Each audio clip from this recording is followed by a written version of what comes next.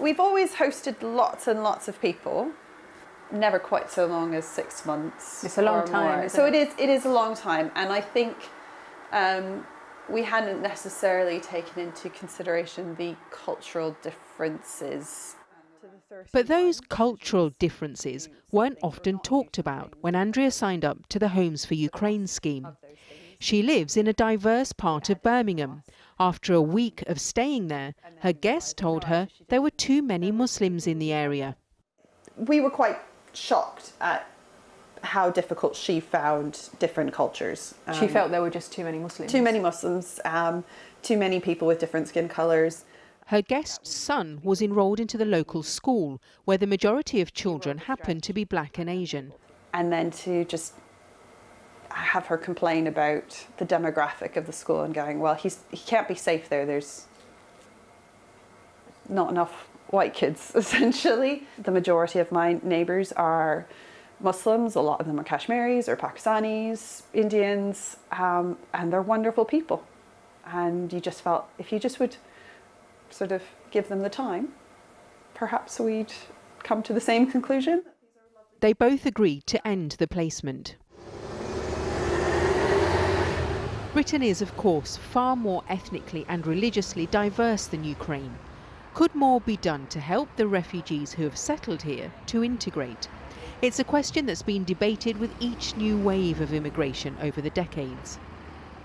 For people who aren't from the UK, they don't realise there's lots of people that look like me here. And that can be quite like, wow, you know, I thought England was full of English people. And it is, because I'm English, but I just look very different. Defining diversity. When this refugee support group recognised the problem, they organised this workshop for Ukrainians who have settled here. Do you find that there are assumptions made about yourself when you walk into a room like this? Yeah, you know, I'm a 6 foot tall black woman, so yeah, I'm sure when they came in, I could see people really clutching their handbags, but by the time we'd kind of got into it, you know, people had warmed up, there was lots more smiles, they were talking to each other, so I feel like we got it just about right. The government told us they provide councils with £10,500 per refugee to help Ukrainians fully integrate. That funding has been halved for new arrivals. This workshop is a voluntary scheme, one of the very few in the country, and there's no specific funding for it. And that kind of keeps happening. If you look back at, you know, previous waves of immigration, exactly the same things were said. People like, actually, it would have been really helpful to have had a bit of guidance, to understand the city, and we just don't seem to be able to fix it. Olga arrived here in October with her son. For us, it's rather like amazing to see so much religion, so much ethnicities.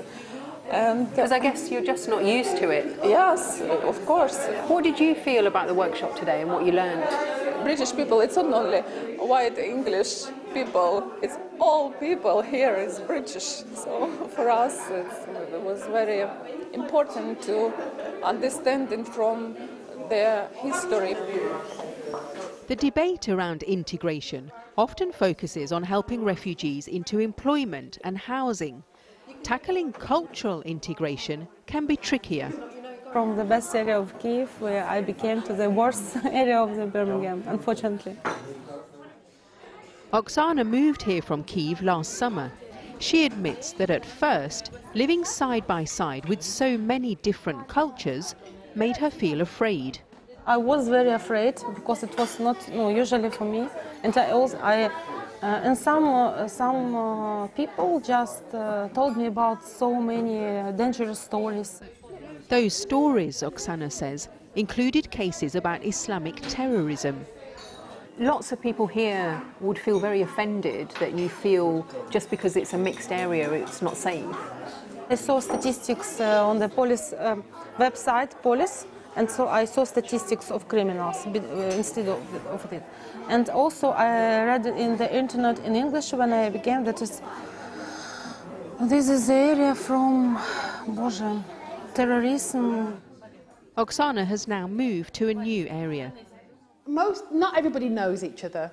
The Homes for Ukraine scheme was initially set up for 6 months, but as the war continues, so too questions of relocation and resettlement, integration and adjustment.